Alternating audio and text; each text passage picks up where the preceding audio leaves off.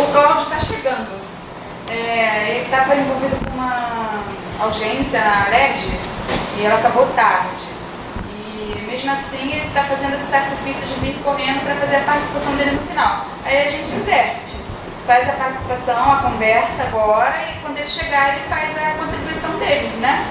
Vocês com certeza têm um monte de coisas para falar. Que aí é legal que vocês também, olha, gente que fala. Porque você viu, eu falei palavrão aqui, entendeu? Pelo amor de Deus, gente, solta essa travesti que tem dentro de vocês. Porque assim, eu só apareço, entendeu? Eu era traficante de brinco quando estava na... Eu trabalhei lá na... óbvio, as professoras, nossas professoras são as nossas heroínas, porque eu não contei isso. Última, deixa só... É a última história. As professoras eram heroínas. O que a gente fazia? A gente entrava na escola, porque na escola a gente podia fazer programa, né, com os outros presos, ou conhecer pelo menos outros presos da ala, você sabe que lá é dividido, um setor, né? E a gente ia para os professores porque elas traziam calcinha e brinco. Aquelas calcinhas bem pequenininhas, que entravam assim, elas botavam não sei aonde, elas entravam com as calcinhas, elas entravam com o brinco, gente. Era a coisa mais...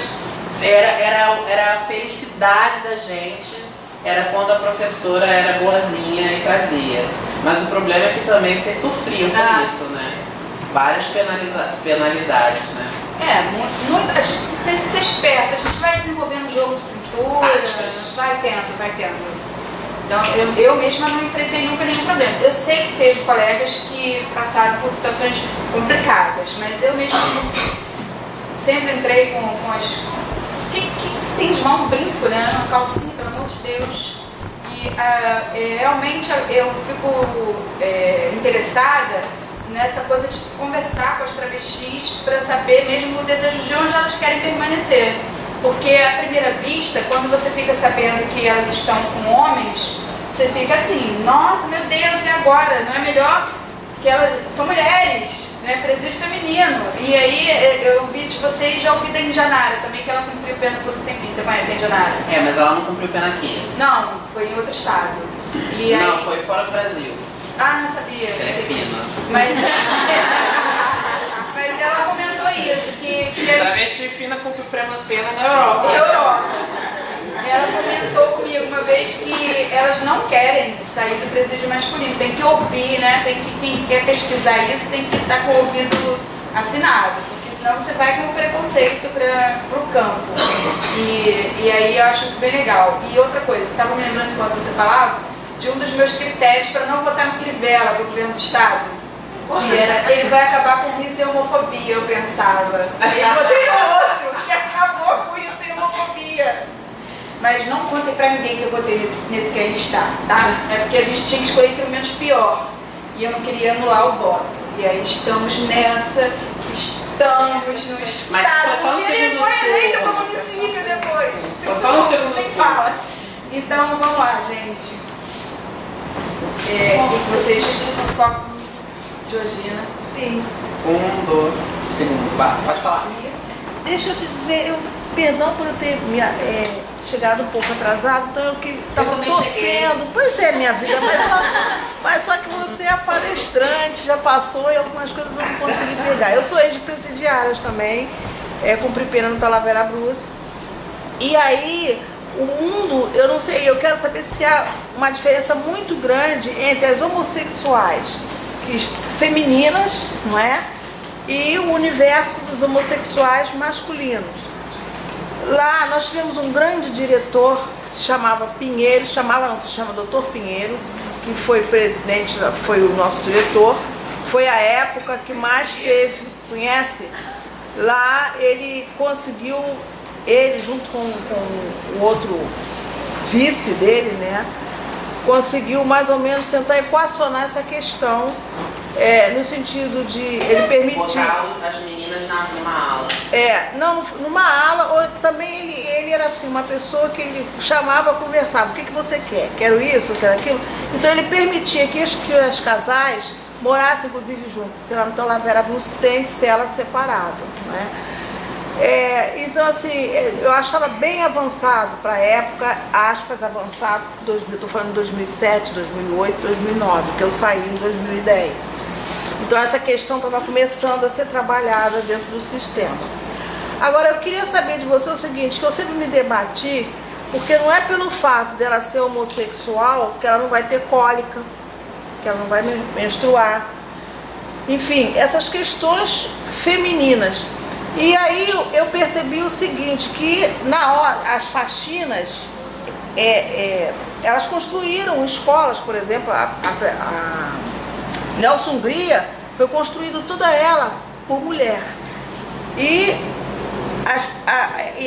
as funções assim mais árduas, né, de pegar peso, virar massa, carregar, às vezes franzina, mas carregava, e eram tratadas mesmo como homem, como talvez até por um castigo, eu cansava de ver. Eu devo dizer para você que eu trabalhei na segurança. Você sabe que para você trabalhar na segurança de um presídio, quer dizer, eu peguei toda a parte educacional, dei aula, aquele negócio todo lá junto delas, mas no final da minha pena eu já estava na segurança. E aí, assim, a minha atuação junto da segurança enquanto presa, graças a Deus eu consegui tentar fazer alguma coisa, não porque eles tivessem medo ou consideração, mas eles sempre diziam que tinham muito medo da minha caneta, não é? E aí eu tentava conversar. Então tinha dias, gente, que eles chegavam, os chefes ou os guardas, vinha com a mão, mas dava aquele tapa assim na mesa, pá! Hoje eu vou arrebentar uma. E escolhia exatamente a masculina, a presa homossexual. E dizia, tu não é homem, entendeu? Então, quantas e quantas vezes, às vezes elas estavam para apanhar, alguém mandava avisar, avisa a Georgina que vai pintar esse lance. Aí devagar, porque você também tem que ter aquele jogo de cintura. Eu falei, por que você vai fazer isso? Essa gente já nasce apanhando, não vai adiantar nada, você vai perder seu emprego. Se me chamar para testemunhar, eu vou testemunhar. Se precisar denunciar, eu vou denunciar. Aí, então assim, quando eu saí quando eu terminei a minha pena trabalhando na segurança, mas para eles foi um certo alívio. E também, depois, assim, comecei a mostrar esse outro lado, né, do porquê dessa violência, não há justificativa. Então, assim, eu queria saber se no presídio masculino, as homossexuais femininas, vamos assim dizer, como é que é dividido esse trabalho? Então, aqui, se é coisa de mulher, você faz. Ou... não, sai daqui, você não vai pintar ali, não vai subir na escada porque você é mulher. Primeiro que no presídio masculino existe uma diferença muito grande da questão do trabalho.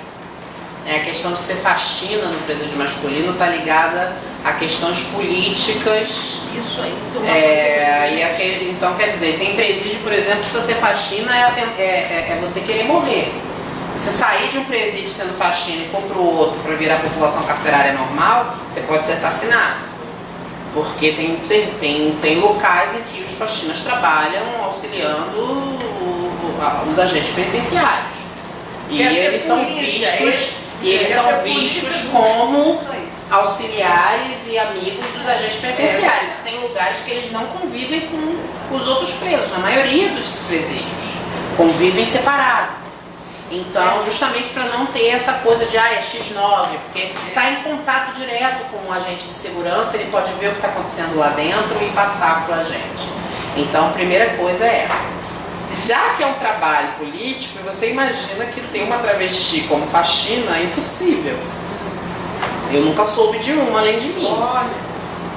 Mas eu era faxina porque eu tinha essa história toda, já era de ONG, né? Já tinha uma questão, um passado, e as pessoas tinham meio que eu acho que eu vivi uma vida muito mais fácil do que as outras amigas minhas trans.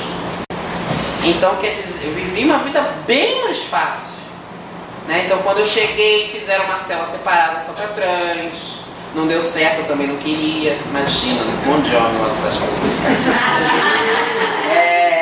E eu não queria. Mano, eu tava lá, 2.000 homens, acho que eu ia querer ficar na sala separada. Tá doido?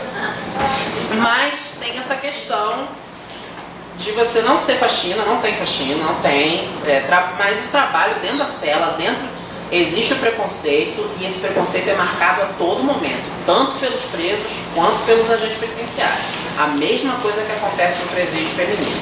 No presídio feminino, as mulheres lésbicas e os homens trans são separados, ficam em casais separados, podem ficar como casal, mas são estigmatizados pelas outras presas, porque a homofobia é grande pra caramba.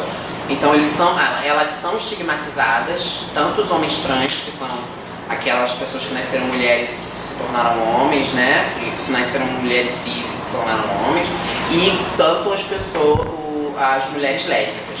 Elas estão ali sofrendo dia e noite esse tipo de agressão. E a mesma coisa, o agente penitenciário, o que ele vai fazer quando ele quer tirar um sarro? Ele vai pegar. Quantas vezes, gente? Uma vez eu quase morri, porque o cara me tirou da cela às 11 horas da noite. Quem tira um preso de uma cela às 11 horas da noite? Tá entendendo? Ele me tirou pra me jogar na cela dos faxinos, porque alguém lá queria me comer. Olha só a história. Vem. E eu tive que ir. Então, quer dizer, esse tipo de desrespeito aos direitos humanos, esse tipo de agressão diária, a gente está exposto. E isso é uma barreira cultural. Porque não tem portaria no mundo, tem resolução no mundo que mude a atitude, tá entendendo? A não ser que seja uma lei que tenha reportagem fantástico, aí pode mudar de repente por 6 meses, mas depois o negócio vai voltando, sabe? É isso. Eu tenho algumas perguntas. A primeira, porque eu estou fazendo mestrado e a minha pesquisa é sobre transgênero e travestis dentro dos presídios em relação à educação. Como que a educação... Tem medo dela aí? Tem medo dessa moça? Não, eu queria ter sabido disso antes, né? Não sabia? Eu vim por isso. Tava louca pra mim. Então, assim, vendo como que a educação antes de entrar no presídio pode ter contribuído de alguma forma por conta da evasão e tudo, e a relação com a educação dentro do presídio. Então, assim, eu queria que ela falasse um pouco sobre a educação dentro do presídio. Não é. Não, da é. FSP, né? Legal. Ela é aluna da Denise, que eu te falei pra conversar com ela. Mas a Denise lá só tem Lá só mestrado. tem mestrado, exatamente. Tem que fazer um doutorado logo Eles ali, estão né? Pelo amor de tentando, Deus, eles estão né? tentando. Fazer uma manifestação para abrir um doutorado em São Gonçalo, gente, pelo amor de Deus. Então, assim, eu queria que você falasse um pouco sobre a educação dentro do presídio, né? Porque você, pelo que você falou, teve, né, acesso. Como que é, assim, e outra coisa, você falou que o Evaristo de Moraes é como se fosse a referência de presídio masculino e que tem uma que é de Vera Bruce. Isso. Então, porque eu tô mandando a documentação já para tentar fazer a pesquisa. E quando eu pedi para fazer a pesquisa no Evaristo de Moraes, eles cortaram na hora. Não vai conseguir. Pois é. Eles têm medo de Tem que população entrar. trans, é porque é uma população que dá muito trabalho, assim, Pois muita é. notícia. Desculpa, professor. Não, imagina, eu que peço. Eu acho que se você entrar a partir de alguém que trabalha lá dentro, professoras, agentes que possam dar um jeito. Aham. Outro tipo de autorização, uma autorização mais direta, que foi como eu fiz a minha. Eu não passei pela SEAC para pedir autorização, eu consegui a autorização da diretora da escola, a professora pedia para a diretora, então Eu tô pensando Conhecer. Eu nunca falei meu nome. porque vai demorar mais de um ano. Porque você tem 2 anos para fazer mestrado, a autorização demora mais de um ano para sair. Pois é, isso que eu tô pensando. Não fala, Alessandra, não quero nem pensar. Aí eu queria assim que você Eles não vão falasse um pouco, porque pelo que eu ouvi assim de outras pessoas, né, contatos assim que eu tô fazendo agora, parece que assim, não tem muito acesso da população trans, né, da população LGBT como um todo à educação dentro do presídio. Parece que é uma coisa meio seleta, sabe? Então eles acabam não tendo muito acesso. Eu queria que você falasse um pouco assim sobre... Olha, eu não sei dizer se é uma coisa seleta e se as pessoas LGBTs não têm muito acesso. Eu acredito que, bom, pra mim, tá? Acredito que o problema do acesso ele tenha que ver mais com a rotação, que é muito alta. Você toma carrinho, que é quando você é transferido, a todo momento, o que acaba fazendo com que o seu registro escolar ele fique inviabilizado. Então nem toda unidade tem escola, por exemplo. Então quando você é transferido de uma unidade para outra, o seu registro escolar ele demora muito, porque você fica soterrado na burocracia. Então imagina uma pessoa que começou a estudar. Eu, por exemplo, comecei a estudar no Evaristo de Moraes e eu não evadi. Eu simplesmente fui transferida 2 meses depois. E eu não sei aonde foi parar esse registro. Esse registro é impossível de ser resgatado. E uma coisa fica presa na outra, porque são fichas que são destacadas. A sua classificação enquanto preso não vai junto com a sua documentação enquanto assistência social, enquanto aluno, né? Assistência social eu não sei, mas enquanto aluno vai separado.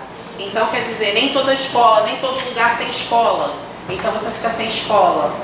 Então assim, o projeto de vida de você estudar e pensar na sua vida, fodeu. Porque você não tem estabilidade, você não sabe, se você soubesse, olha, minha pena vai ser tanto, vai ser aqui, eu vou ficar nesse presídio durante 2 anos até eu progredir de pena. Se eu trabalhar um dia sim, um dia não, vou ficar 2 anos e meio, então dá pra me programar, dá pra terminar o meu 2º grau aqui. Aí sim, mas o problema é que não tem escola, não tem professor. Os documentos não vão, se tiver escola demora 1 ano para chegar, você está no outro presídio, os seus documentos vão demorar 1 ano para chegar naquele presídio que você está, e aí você perdeu porque você estudou, mas você não tem continuidade do que você já fez. Então esse é o problema. Sabe o que o sistema de classificação tem toda a sua vida, não é? Pregressa, etc. Enfim, o que você estudou, o que não estudou, o que faz, punição, essas coisas todas, né? E eu sempre ressenti o seguinte, não há uma fiscalização da SEAP com relação a essa parte administrativa de fiscalização da vida do interno, dos presos, não há. Algumas unidades... Tem fiscalização de se você tem tatuagem, se você tem prisão, saúde, documentação, saúde. E eles inclusive acabaram, não sei se lá eles continuam fazendo um exame que se chamava PIT, que quando você entrava, você fazia prova de escarro, exame de sangue, etc. Então você já entrava para o presídio sabendo o que você tinha e o que não tinha. O presídio sabia isso. Isso é o mais feminino, isso que eu queria dizer. Pelo que você está falando, algumas coisas não são uniformizadas e deixam muita precariedade, principalmente o presídio masculino, evidentemente, é muito diferente do presídio feminino. Tanto que quem dirige um presídio feminino, eles não gostam, diz que a gente dá muito trabalho. O presídio feminino é um horror, e o presídio masculino, eles são mais organizados, assim, no comportamento. Ela tem mais dinheiro e Então, assim, eu acho que é um negócio legal também para você trocar aí nas suas palestras, a gente começar a reclamar da falta de uniformização da documentação do preso. Não existe, para não ficar perdido, entendeu? A pessoa frequentou a escola durante 3 anos que ela ficou presa. Como tinha casos lá de pessoas que estavam há 10 anos presas, já tinham entrado na escola milhares de vezes e não sabiam se elas tinham completado os estudos ou não. Até porque é uma separação conveniente, vamos assim dizer, de que a escola, ela não integra o presídio. Isso. Entendeu? Ela é a parte, uma coisa à parte. Isso. Então essa questão de não se vincular, perde. Eu só acho que a única coisa que é positiva nisso aí... Na ficha de classificação não tem informação escolar nem de saúde. Não tem. E uma coisa que eu acho importante nisso aí é quando você termina, praticamente a formatura, uma turma de 23 quartos só ser formado. O diploma, o certificado não diz que você passou por um presídio, né? E isso é positivo. Agora, essa falta de separação entre a escola dentro do presídio é uma coisa fatal dentro disso aí que você está falando. Não, concordo com você em gênero, número e grau. E assim, não existe pra mim, na minha cabeça, dificuldade de acesso à escola por parte de pessoas LGBTs. Eu não consigo pensar em um motivo. Pode ser que eu esteja falhando. Existem os motivos que são pertinentes a toda a comunidade. A baixa escolaridade, muitos ali, né, você sabe que a maioria da população que está ali são usuários de crack, pessoas que não tiveram oportunidade de ensino e que estão em fases muito anteriores ainda da alfabetização e que não conseguem estar naquele ambiente escolar, não conseguem se reintegrar. Agora, as aulas na escola são muito agradáveis, eu acho que era a coisa mais leve que tinha no sistema prisional, era a escola, é a escola. Eu acho que eu queria fazer um comentário. Qualquer brasileiro, acho que qualquer brasileiro mesmo, se perguntar sobre como faz para resolver qualquer problema do país, vai dizer que tem que fortalecer a educação. Né? Há uma coisa em torno da educação como se ela fosse dar conta, né? Já até falei isso aqui com vocês, de tudo. Até saúde, moradia, tudo pela educação que é resolvido. E em relação à ideia de ressocialização, isso é muito forte, né? Precisa educar, precisa ter educação formal, não sei o quê. E, no entanto, é um sistema que não está nem aí se a penada vai ser transferida para uma outra escola que também oferece educação formal. Lembrando que só 12% dos internos e internas do Brasil inteiro têm acesso à educação formal. Então, realmente é uma coisa devastadora. A gente precisa pensar que a gente precisa pensar que nós estamos, de que nada disso como se fala? Espontâneo. Nada disso é espontâneo. Tudo disso faz parte de uma lógica muito cruel que é feita para oprimir. Por que o registro é separado, por exemplo, da educação? Por que é feito dessa maneira? Porque a gente tem esse pensamento. Por que no Brasil a gente tem esse pensamento tão medieval, né, de que as pessoas que cometeram um crime ou que estão privadas de liberdade não têm direito a usufruir os direitos básicos de um ser humano, né, que é educação, que é comida, alimentação. A gente acha que o preso ele tem que estar numa masmorra e que ele tem que morrer numa masmorra.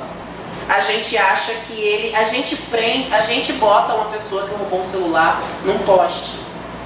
E a gente precisa começar a entender o quanto que a nossa mentalidade na nossa casa, quando a gente fala que a Constituição brasileira é uma merda, que as nossas leis são muito leves, quando a gente fala que o presídio não está prendendo, que o Brasil não prende, quando a gente fala tudo isso, como que a gente está contribuindo para permitir que esse sistema continue do mesmo jeito que ele está? Porque para eles é muito fácil também dizer, porque o sistema prisional é cheio de problemas, cheio de dificuldades, ele tem um nó aqui, um nó ali, um nó acolá. Mas como esses nós, eles podem ser dissolvidos se a gente tiver uma ótica diferente de enfrentamento, né, dessas questões. Mas isso tem que partir da sociedade, e porque certamente não vai partir deles. Agora, é isso aqui, Georgina, antes de você voltar a falar, deixa eu chamar o Cláudio aqui pra mesa. Desculpa. Ele chegou. Agora, ele merece aplaudir depois desse sacrifício todo, né? Ele merece.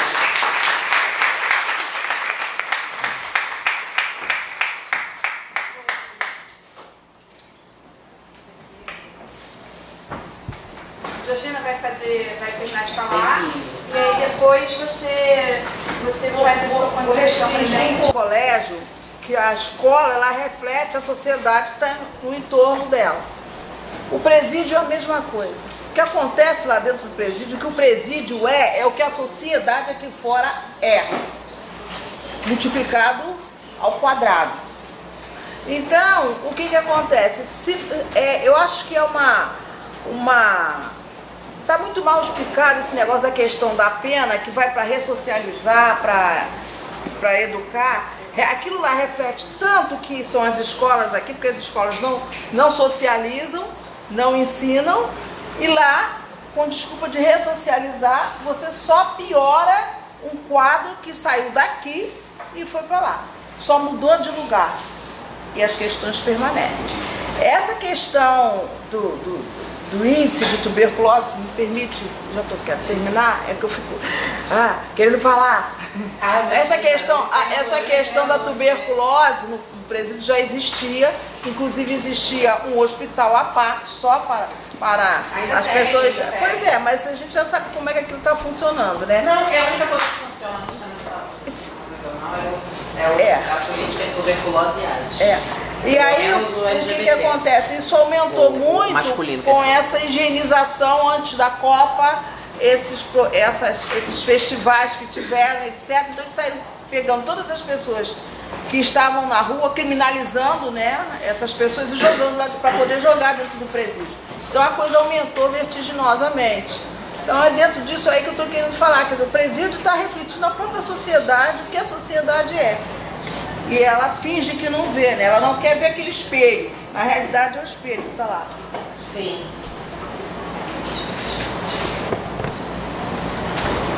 Bom, né? Então agora vamos para a fala do Cláudio, depois vocês entram novamente, tá bom? Em primeiro lugar, boa noite. Quer chegar um pouquinho para lá, Cláudio, por favor? Desculpa pelo horário, a gente estava numa audiência pública sobre o balanço da intervenção federal no Rio de Janeiro, né? E o Observatório da Intervenção, que é um órgão formado pela sociedade civil e pesquisadores, tem várias entidades e a gente conseguiu apresentar esse relatório na... Você prefere falar no microfone? Não, está ótimo assim, na Leste. Vocês estão me ouvindo? Tá ótimo. Agora, primeiro agradecer a Vanusa pelo convite de estar aqui com vocês. E estar aqui do lado da Alessandra é um primor. Assim, nós temos pensamentos muito próximos do ponto de vista de pensar a sexualidade, a identidade sexual, a política de identidade sexual e a política pública, então me sinto extremamente contemplado. Já fiquei aqui perguntando ela o que ela já falou e tal, para não ficar repetindo, né? Porque é muito chato para quem está ouvindo, né? Alguém chega de fora, não sabe o que foi. Eu sei mais ou menos, pode ser que eu incorra em alguns erros por conta de não ter acompanhado a apresentação da Alessandra. Bom, eu acho que talvez duas coisas que eu posso contribuir um pouco nessa conversa, que eu acho que a Alessandra já trouxe bastante discussão de identidade de gênero, a experiência dela no próprio sistema, alguns detalhes sobre os direitos básicos que são garantidos na resolução, né? Então, talvez o que eu poderia contribuir um pouco também é sobre esse processo de construção da resolução e também as dificuldades para efetivar esses direitos no âmbito do sistema penitenciário. E talvez falar um pouquinho, detalhar um pouquinho mais a resolução. Acho que é importante, assim, para quem não me conhece, eu fiz gestão pública durante algum tempo, quase mais de 9 anos. Fui coordenador do Programa Estadual Rio Sem Homofobia, que hoje, claro, esse nome nem faz mais sentido, deveria ser outro nome, mas à época, em 2007, era o nome mais moderno da época, porque a gente vem também num processo de acúmulo conceitual, né, de empoderamento e protagonismo das diversas possibilidades de expressão das sexualidades humanas e das identidades políticas, então à medida que vai emergindo novos corpos identitários, novos corpos políticos, esse processo também precisa ir se modificando. Então a gente tem que pensar a época que ele foi construído, isso há 10, 11 anos atrás, né? Então, mais de uma década, isso já houve muitas emergências de corpos políticos nesse processo.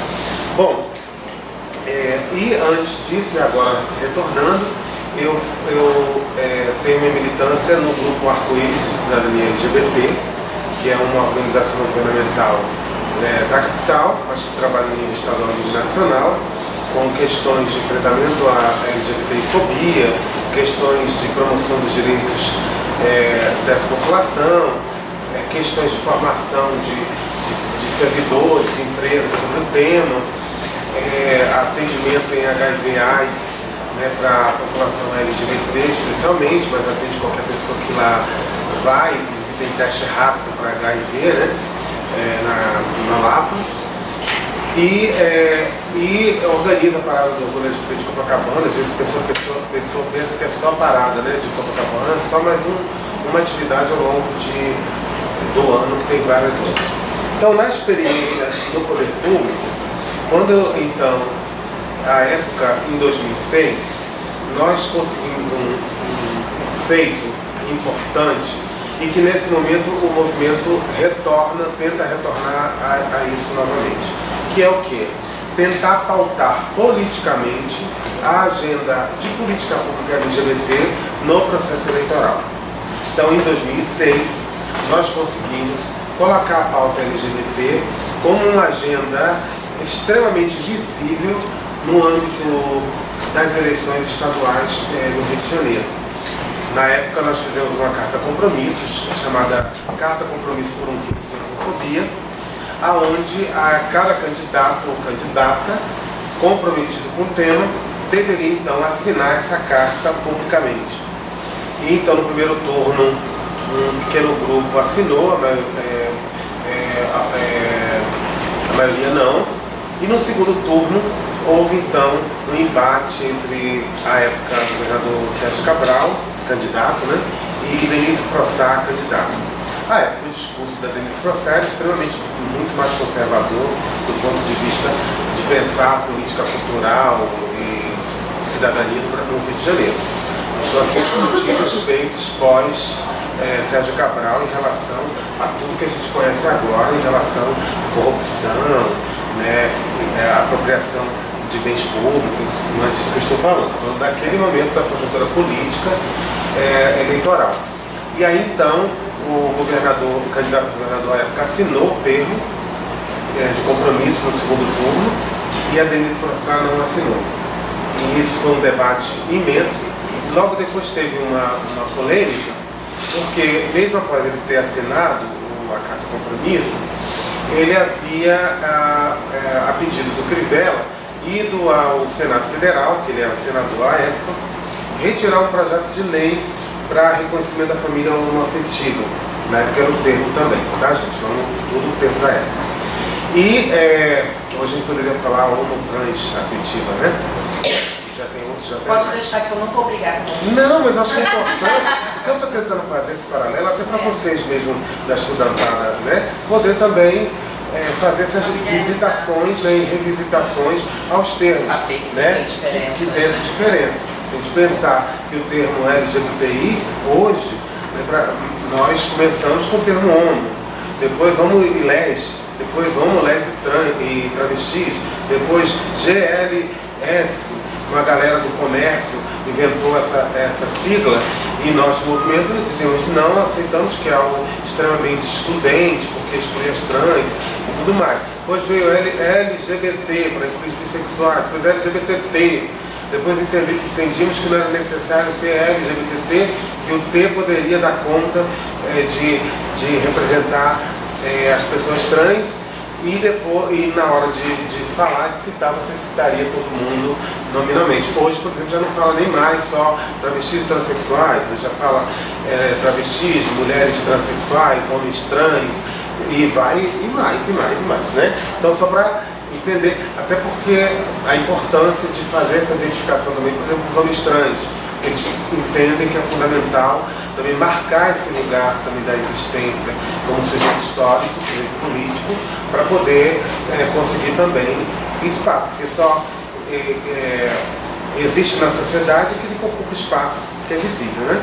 Então, não um espaço de representação como sujeito da política pública, sujeito da relação também com a sociedade Estado. Mas voltando então, e aí nós conseguimos então aprovar uma carta, ter essa carta de compromisso, mas aí então o governador, o candidato a governador, a pedido do então senador também Crivella, que então apoiaria no segundo turno, pediu para que ele retirasse o projeto então de família homoafetiva no Congresso, no Senado.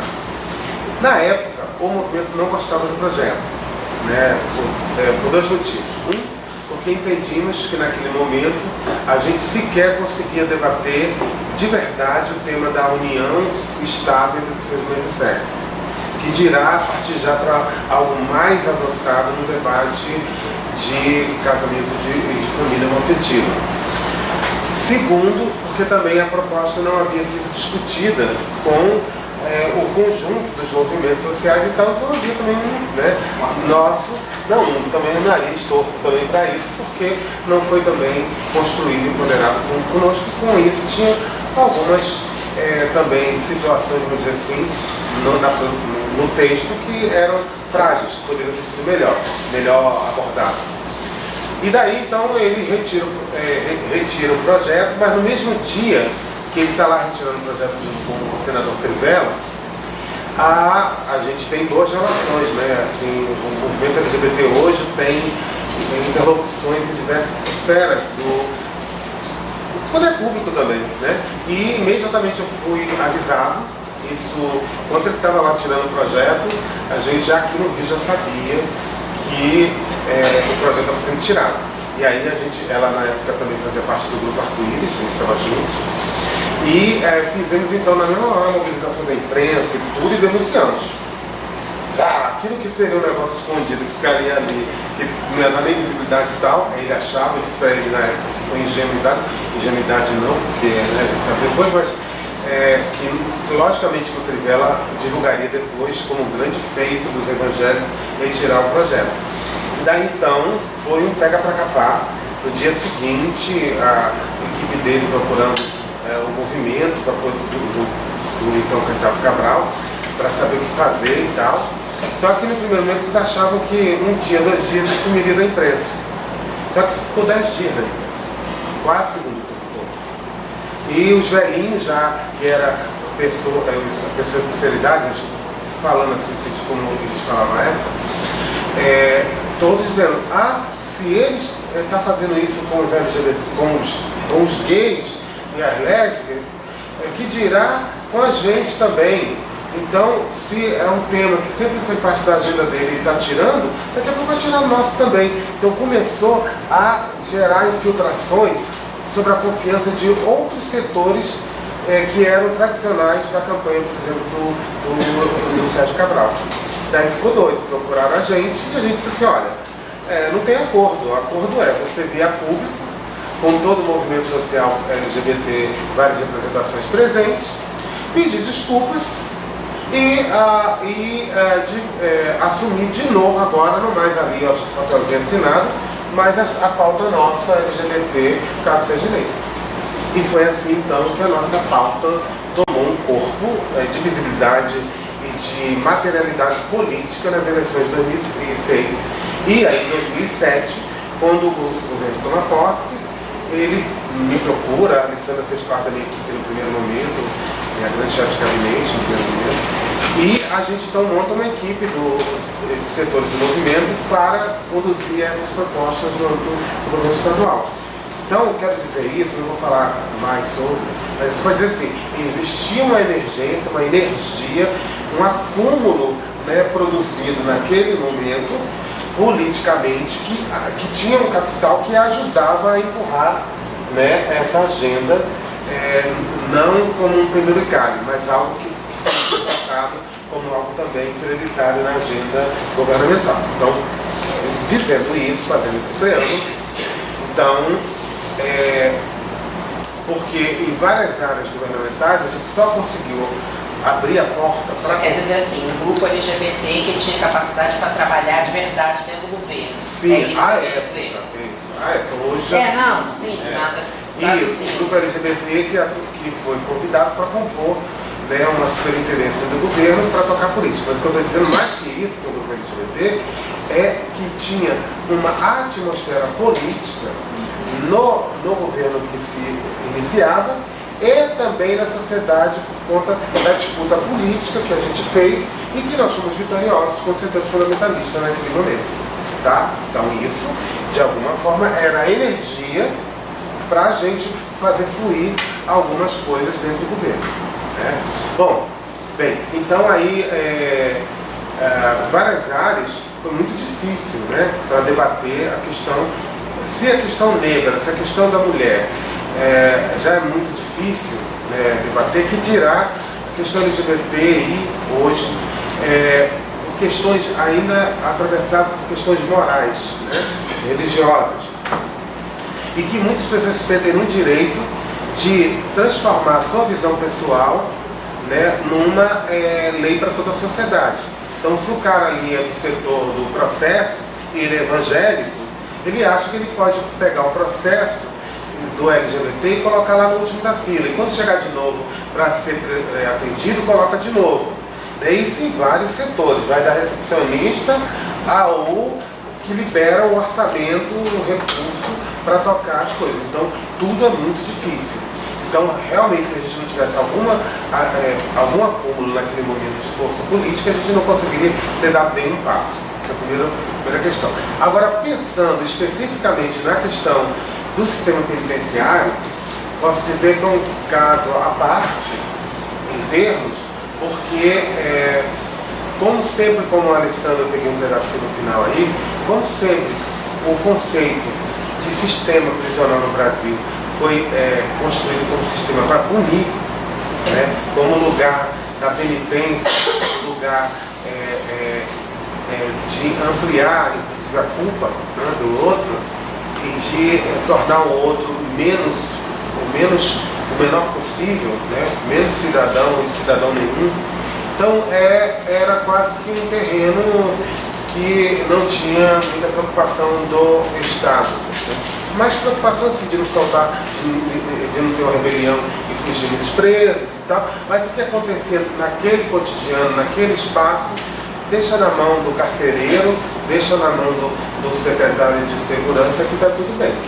E aí a gente chega, né, da área de direitos LGBT e diz, não está tudo bem não. Nós queremos abrir essa caixa aí, nós queremos conversar sobre esse assunto. Chega muita, porque na superintendência chegavam muitas cartas, foi muito legal, por isso que eu estou falando uma questão de empoderamento, porque teve visibilidade e acabou chegando lá também. Então, muitas trans, gays, lésbicas, mandavam cartinhas para a gente, questionando assim, a falta de... se tinha matrícula na escola, para a escola, vaga, não tinha para elas, e nem para eles. Era só para os héteros, homem ou mulher. Se tinha estava tendo um curso profissional, nunca chegava vagas para as trans. Nunca chegava vaga. E aí começou a chegar, carta cobrando esse atendimento, visitação. Imagina que cartas chegando para as mães pedindo até ajuda para poder fazer a carteirinha. Coisa que deveria ser algo simplório, chegar, entrar e fazer a carteirinha, né? Então isso foi mostrando para a gente que era fundamental trabalhar nesse tema. E tinha uma coisa assim, que a Alessandra, inclusive, foi uma das pessoas que muito pautou isso. Porque muitos militantes do movimento LGBT, e muitos de nós, pesquisadores, criamos também uma visão romântica do espaço. Romântica para o bem e para o mal, tá?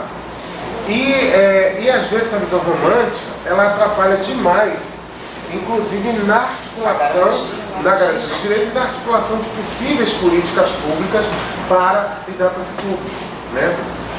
Em razão de que eu estou falando? Por exemplo, a gente tinha várias coisas assim que se especulava, né, fora. Por exemplo, sobre a cela das trans, sobre o espaço dos gays, os gays, que os filmes que passam, né, sempre são filmes muito que mostram quando é gay bem assumido dentro do sistema, a trans também bem querida por todo mundo, isso tem, mas também tem o outro lado. E o sistema de saúde, como a Alessandra falou, funciona no sentido da tuberculose, da AIDS, no sentido de dizer também, isso é doença dos viados. Então isso e das travestis, das travas e pronto. Então isso, nesse sentido também, desse lugar, inclusive, de carimbar, né, uma identidade existencial para aquelas pessoas, ampliação de um estigma também.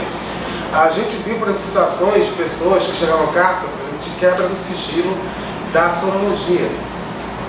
Porque, e isso depois eu constatei mesmo, olhando que a gente foi visitar alguns presídios, eu visitei dos 54, eu visitei 32. E dos presídios que eu visitei, desses 32, 18 eu consegui conversar lá dentro da estrutura do sistema de saúde. E assim, é muito precário a forma como eles, inclusive, registram a caixinha lá de quem são sendo positivos. Qualquer um pode abrir aquela caixinha, mexer, e às vezes, não sei se você me confirma isso, mas às vezes isso acaba rastreando de pólvora, né? Fala para um que esse um vai depois falar para todo mundo. Então, assim, tem vários direitos básicos que a gente aqui fora fala que são pétreos, né? Que são fundamentais,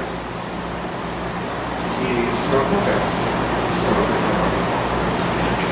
Não acontece. Coisas básicas não acontecem.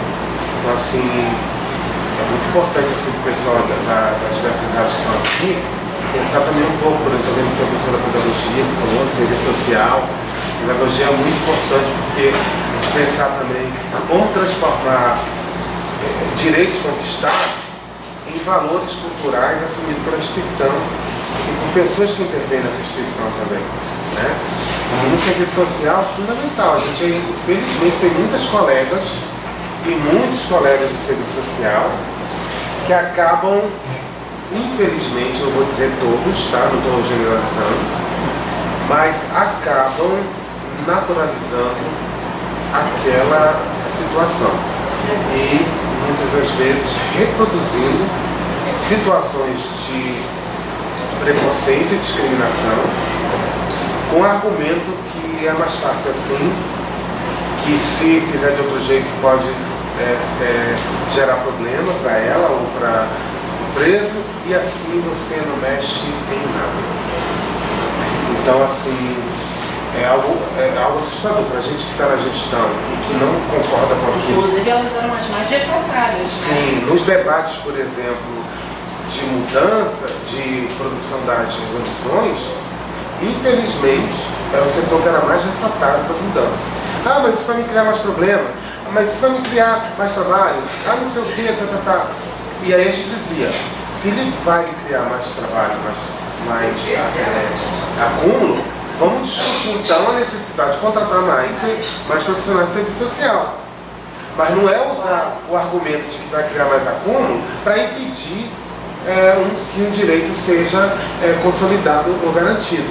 Então, você imagina, aí de um lado a mazela, já transformada em uma cultura institucional, do outro, um setor dentro da gestão dizendo, não, nós precisamos mudar, precisamos fazer uma diferença nisso. E aí também, aí o olhar de gestor, tá? De gestão, que era uma dor muito grande para mim, porque assim, ao mesmo tempo eu queria que a revolução acontecesse até amanhã, né? Só que eu tinha que entender também que eu precisava, junto com a equipe, fazer movimentos que pudessem ser de alguma forma o mais sustentável possível, para que também não pudesse aquilo vir em cadeia e ter uma situação até de represália com as próprias trans, os gays e tal. A gente fez muitas visitas. Eu falei aquela história do romântico, né? Então, muitos LGBTs, do movimento, pesquisadores, tinham algumas visões, que eu vou falar daqui a pouco, românticas.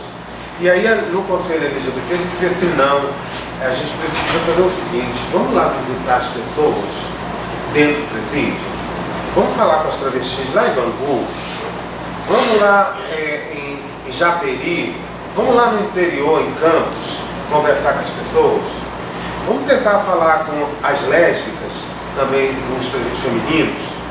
Como é que os gays lá, será que é o que está no filme mesmo? Que todos são assumidos, dão a pinta, namora todo mundo, tarará? Ou não é bem assim? Porque cria-se, né, várias fantasias. Por exemplo, claro que tem gays assumidos, gays públicos, tarará, mas a maioria, pelo menos que a gente visitou, assim, estava acontecendo a reunião das trans, lá com a minha equipe, aí eu olhava assim, gente, por aqui, olha, onde é que eu vou lá um pouco ali ver o que está acontecendo com aqueles meninos ali. Ah, eu sei ali, mas não pode saber que eu estou aqui, porque senão depois vai ser um Deus nos acorda aqui dentro do presídio. Porque eu sou jovenzinho, que eu não avisei que era que eu não avisei e tal. E aí outra coisa, que não pode compartilhar materiais de higiene, coisas assim. Então, depois que se descobre que é gay, que é não sei o quê, isso dá um maior problema. Por exemplo, trans e gays para trabalhar na cozinha é um negócio brabo. Porque eles dizem, sou sujeito homem, porra, vou deixar viado que pega em pênis pra segurar na colher que faz a minha comida, né? E aí, coisas desse tipo. Só não tem a palavra pé. Eu fui, né? Por uma questão de elegância.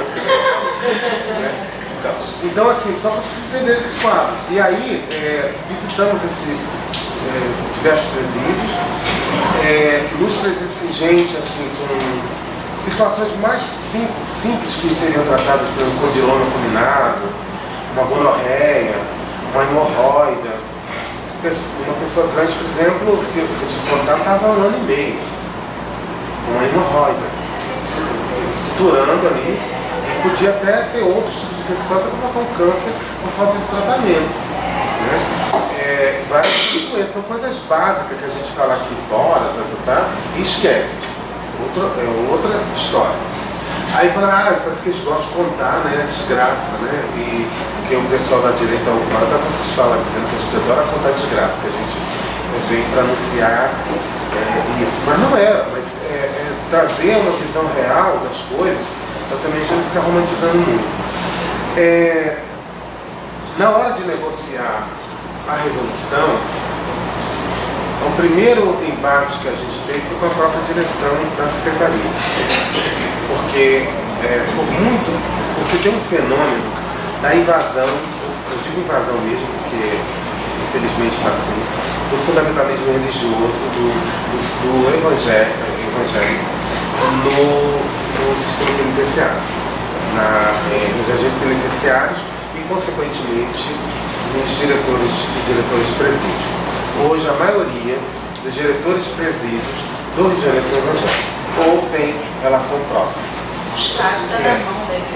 Então, isso gera, de verdade, um processo de assalto da coisa pública por setores religiosos mais atrasados. E isso impede qualquer discussão de direitos básicos de travestis, de gays, de trans e de lésbicas. Eu lembro, por exemplo, que com a das lésbicas, chegou lá, tinha um parlatório, no caso das lésbicas ainda tinha, né, um parlatório, das mulheres tinha um parlatório e tal. Aí eu perguntava, vem cá, como é que é então? As lésbicas? Não, isso é só para as mulheres. Eu falei, não, as mulheres também. Não, mas para as mulheres mulheres casadas. Sim, mas elas também são casadas, pode ter uma namorada, tá? Não, mas estou falando para mulher normal. Não, mas normal, ela mulher de verdade. Aí até chegou a mulher de verdade, né? Porque não era mulher de verdade. Então, assim, mesmo tendo lá, em alguns presídios femininos, um parlatório, que é o lugar tanto para conversar com o advogado quanto para conversar para as relações íntimas, as mulheres lésbicas não tem normalmente não tinha normalmente esse direito. O que acontecia claramente, internamente, acabava rolando também namoros, amizades e tal, amizades coloridas, e até trocando então carícia no próprio cafofo ali, uma com a outra e tal, mas assim, isso não significa segurar direito nenhum. Ele até chegou a dizer mas a gente finge que não vê, a gente sabe que tem, mas e se ela tem uma namorada fora, ela não pode receber? Isso é muito complicado, porque tem questão de religião, né? Por isso tem a sua e de outros presos, outras presas, mas isso não quer dizer que ela não tenha o mesmo direito. Só que isso é muito fácil falar agora, porque você também não podia simplesmente ir um enfrentamento com ele. Somente porque depois eu ia embora. Eu sempre disse isso às pessoas da minha equipe. Depois a gente vai embora, vai para nossas casinhas, nossos apartamentos. E quem fica aqui são as pessoas trans, os gays, as lésbicas. Então tem que tomar cuidado para também toda negociação, quando você vai dialogar, não expor ninguém. Tanto é que todo tipo de denúncia que chegava, a gente sempre levava o tema, a questão, até o presídio, mas nunca a pessoa. E aí o que a gente tentava era, nessas visitas, saber se algo foi modificado ou não. Bom, outro lugar, os agentes. Os agentes, assim, estão acostumados com direitos humanos ser um corrente. Então, você mudar essa lógica de direitos humanos é uma cultura e uma prática, e não um corrente, é uma prática de inserção, de inclusão, de direitos e tal. Muito difícil. E aí, na resolução, eu lembro até, se vocês forem ver, não sei se vocês chegaram a ver a resolução, chegaram? O conteúdo? Tem algumas partes da resolução que diz o seguinte, que a CEAP viabilizará estudos sobre o tema. Então, por exemplo, saúde integral. Você tem lá vários itens e não saía. Aí chegou um momento que era bem pesada a negociação. E a gente, negociando com a sociedade civil, a gente, quando digo o xenofobia, a gente chegou à conclusão que era melhor, para não impedir que a resolução saísse, algumas coisas deixasse, como vou dizer, uma casca de banana, para depois a gente dialogar com o Ministério Público, com outros órgãos, para tentar forçar, vamos dizer assim, a consolidação daquele direito. Então, se você vão ver isso na questão de saúde integral, vão ver isso também na questão dos espaços de convivência dignos, porque tem uma polêmica, a Resolução Nacional define que pessoas trans é um presídio feminino, né? Mulheres, travestis, mulheres trans e homens trans também. Você já deve ter explicado sobre isso. E aqui no Rio, por exemplo, nas consultas com as travestis, né, elas disseram, não queremos um presídio feminino. E aí, o que a gente fez então? Na resolução, garante o direito das mulheres trans e homens trans irem para o presídio feminino e fala, por exemplo, de espaços de convivência dignos nos presídios masculinos, para garantir que, né, nesse caso das pessoas travestis que quiserem continuar no presídio masculino, poder ter algum lugar de maior, vamos dizer, convivência e tal. E aí, por exemplo, na época foi alguns grupos militantes e pesquisadores queriam assim, fecham a Alameda inteira do presídio. E aí as pessoas diziam, não, vocês estão loucos, vocês estão pensando na cabeça de quem está aí fora. Se fizer isso, o dia que tiver uma rebelião, uma briga, conflito entre agentes penitenciários e bandidos e comandos, nós vamos ser a bola da vez, porque não vamos ficar ali entre a cruz e a caldeirinha. Não queremos isso, queremos até ter celas, espaços e tal, de convívio, mas espalhado pelo espaço. Eu acho que hoje já deve estar mudando essa posição. Na minha opinião, eu sinto até que outras pessoas, até travestis, começam a defender outra posição. Mas a maioria, pelo menos que a gente sabe, né, ainda reivindica esse lugar. Para fechar, então assim, eu acho que é muito mais, assim, sempre que eu horário de vocês, dizer assim que eu acho que no trabalho de serviço social, especialmente, esse trabalho de escuta, de acolhimento, né, é fundamental para quem vai tentando atuar no sistema prisional. E tomar cuidado para não ser mais um número. Parece que é coisa óbvia, ululante que eu estou falando, né? Mas às vezes, como o Rubem Alves fala, a obviedade dos fatos cega os nossos olhos. Às vezes a gente, por tanto repetir, reproduzir certas práticas, a gente acaba deixando de fazer de verdade aquilo que a gente precisa fazer, que é ter um olhar diferencial para cada sujeito, né, que aparece nos demandando. E assim, pensando a resolução ela vai de direitos como A proibição da discriminação por sexual e identidade de gênero, ela garante que a identidade seja auto-atribuída, não seja algo imposto, e sim a própria pessoa se colocar. Ela garante o reconhecimento dessa identidade no sistema, isso tudo em tese, tá? Em tese. Então nós precisamos cada vez mais trabalhar para garantir que de verdade, além do que está na resolução, isso de verdade seja uma cultura institucional. Então é um movimento que a gente precisa fazer, precisa dos profissionais dessas diversidades que estão aqui para nos ajudar. A resolução conceitua, né, pessoas trans, que a Alessandra já falou, e isso foi muito importante, porque por um lado a gente não queria, porque a gente queria deixar algo aberto, porque nesse processo de emergência de novos corpos políticos e tudo mais, a gente entende que era importante, mas também para pensar a política pública, o sujeito de direito, a pessoa de direito, a gente precisava gerar algumas definições, porque senão isso poderia ser justamente o argumento impeditivo para que eles pudessem aplicar algum direito para essas pessoas. A questão do nome social, que à época não tinha nem essa decisão do STF, né? Então já também é garantia. A questão dos espaços de convivência que eu já falei. Transferência para espaços de convivência, que era uma questão também que a gente tomou cuidado, para isso não ser, na verdade, uma punição.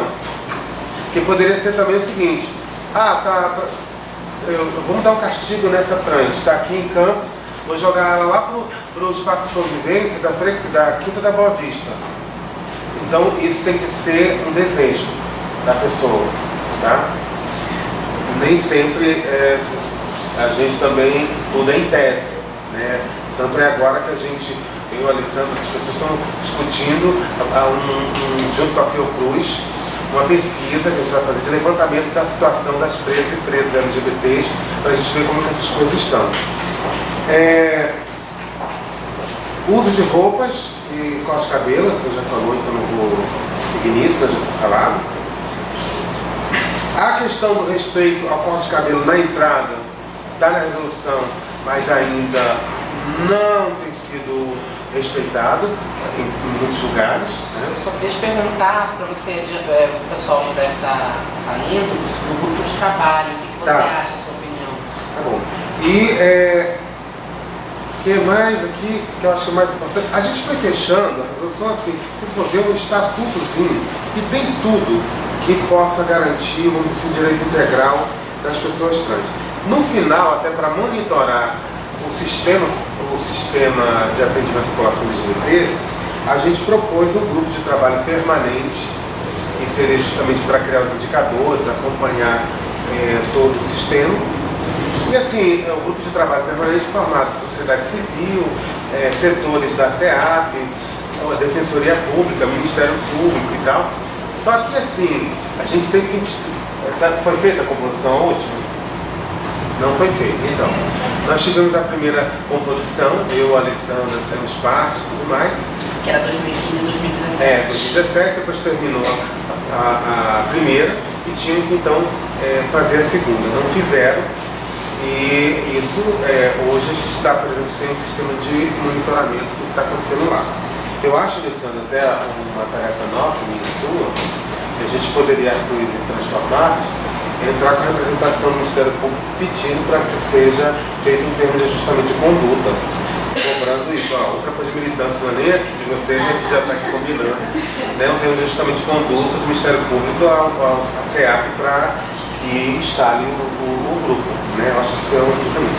Bom, é isso, obrigado. Eu sei que a Alessandra já tinha tocado várias coisas, mas dizer que assim, é importantíssimo que também tenha mais produções acadêmicas sobre a temática.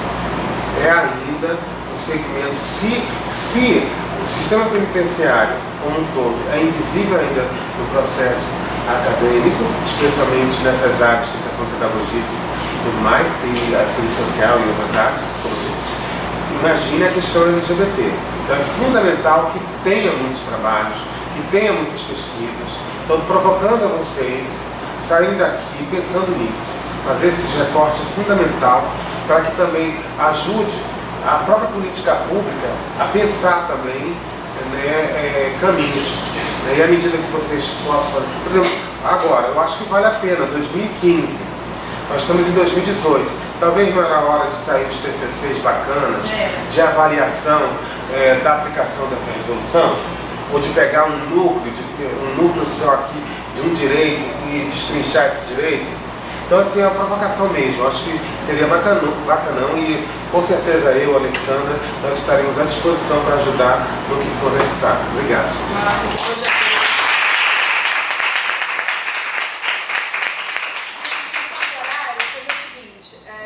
Eu vou fazer um comentário rápido e dá pra gente conseguir 2 falas, tá? Breves, para dar tempo eles comentarem rapidinho. Não é a primeira vez aqui no curso que a gente tem uma divergência de informação. Por exemplo, lá na outra mesa, alguém disse o critério da autodeclaração de raça não funciona no sistema penitenciário. E eu tinha dito que eu vi a classificação sendo feita com critério de autodeclaração.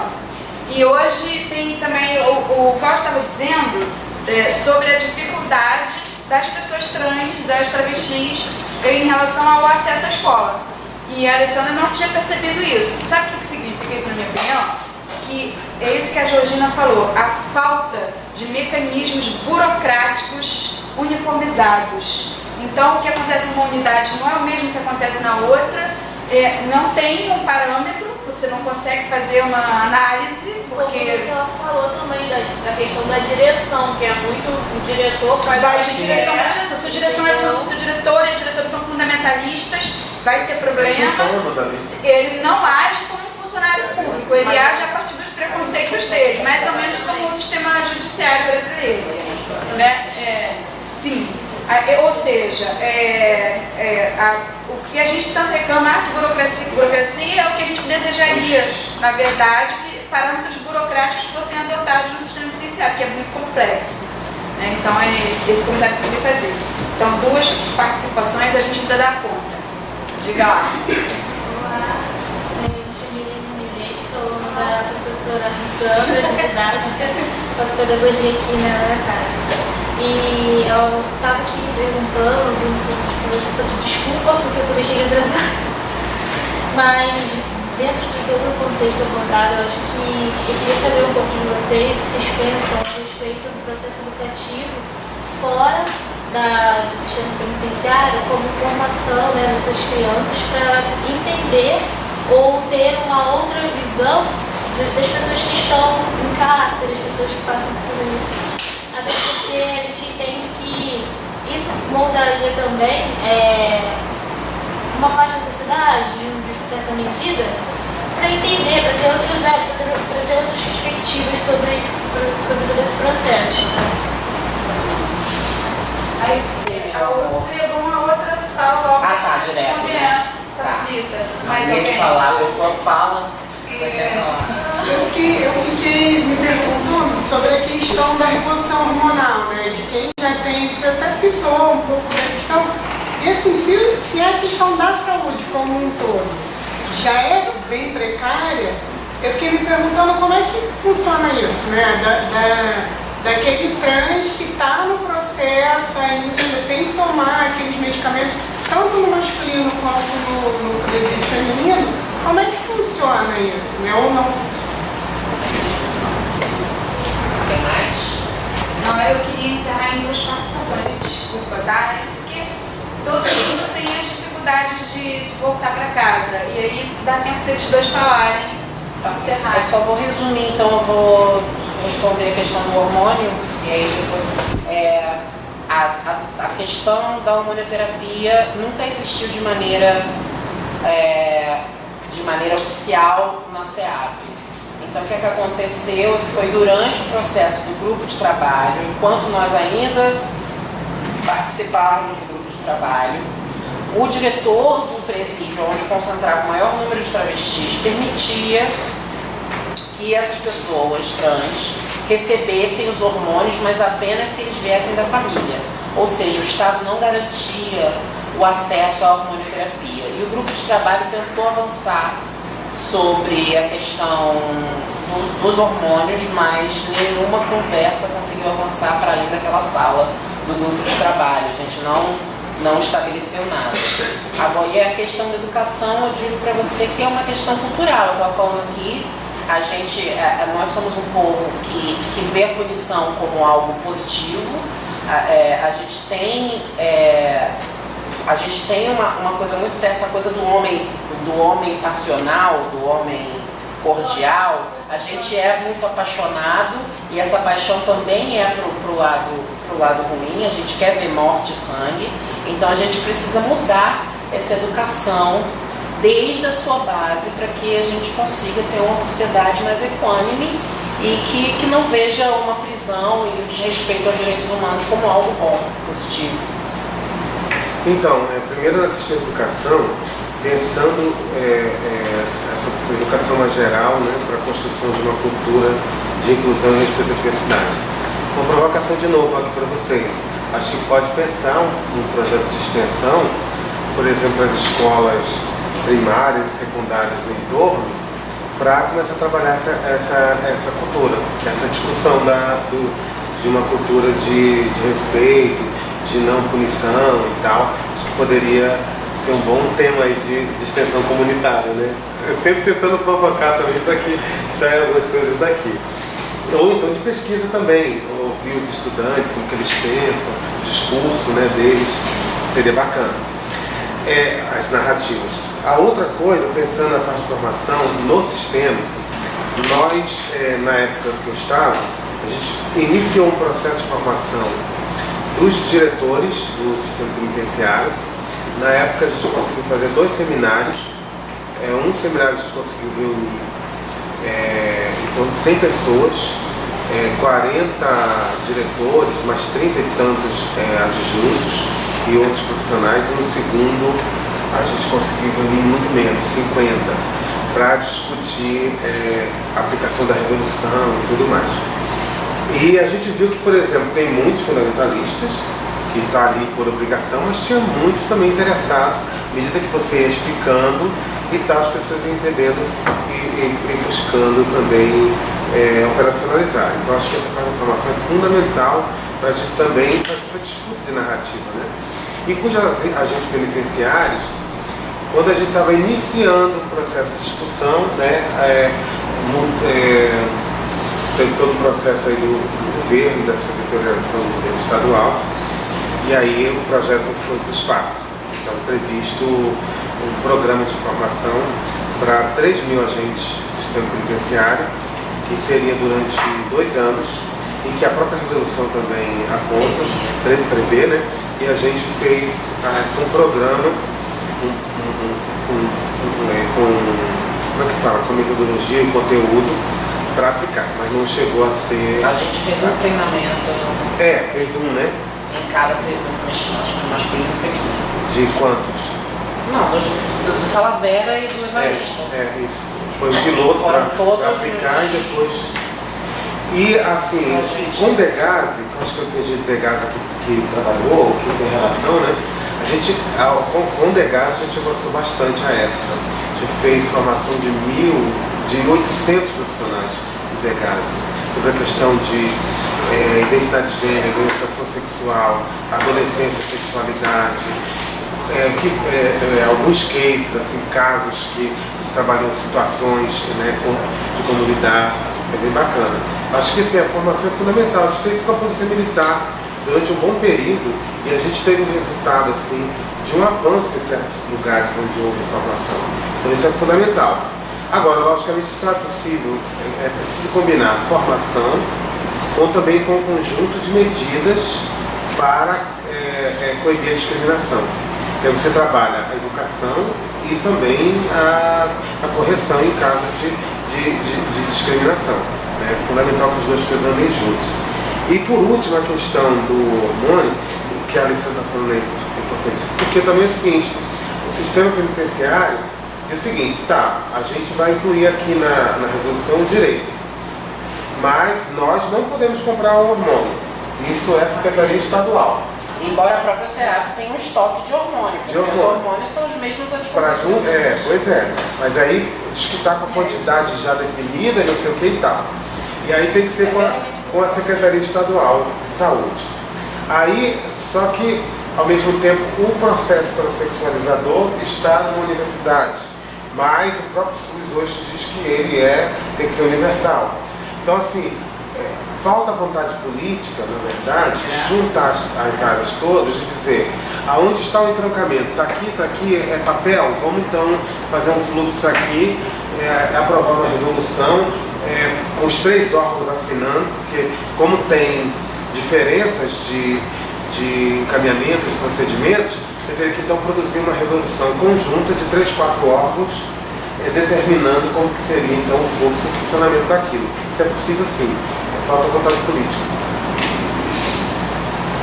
Então, gente, eu queria agradecer a vocês dois por terem cedido o tempo de vocês pra gente, pra essa instrução que a gente recebe. Cada tema que aparece aqui no curso daria um curso, né? Porque dá uma pena de interromper essa conversa agora, incrível, porque tem muita coisa para desenvolver. Então eu faço coro com o Cláudio.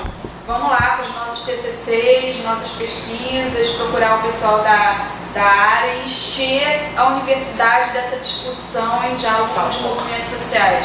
Fundamental, urgente, é uma emergência. E obrigada por terem ficado até o final. A semana que vem a gente tem a mesa sobre... Sandra? É a mesa do Raul, né? Guerra às drogas e aos povos. Não, é da guerra às drogas, da guerra aos povos E e pretos. questão racial e privação de liberdade. Então, vem firme a questão racial aí semana que vem e a questão das drogas. Criminalização da pobreza. Não percam. Reforçando novamente. Terça-feira, às 3 horas, nós vamos nos reunir no grupo de pesquisa, dia 15. Quem quiser chegar perto, quem quiser se aproximar, está convidado para a gente construir o grupo junto. Está com começo de formação e nós queremos montar a segunda edição do curso em parceria, 15 horas. Né, Sandra? Dia 15 horas no grupo de pesquisa. É terça, né? Isso. 15 horas, né? É, a nossa horário é 15 horas. Tá? Quem quiser mais alguma informação, fica aqui Aí pra gente nessa ver. hora que vem, A gente passa o telefone. A gente ainda tem dia 21, tá, gente? Porque com aquela mudança, dia 21 é nosso último dia. E aí a gente vai receber, aí votar eu na mesa e Luciana Boatê para falar da questão da maternidade. Então é isso. Orgulhosíssima de ter mediado essa mesa maravilhosa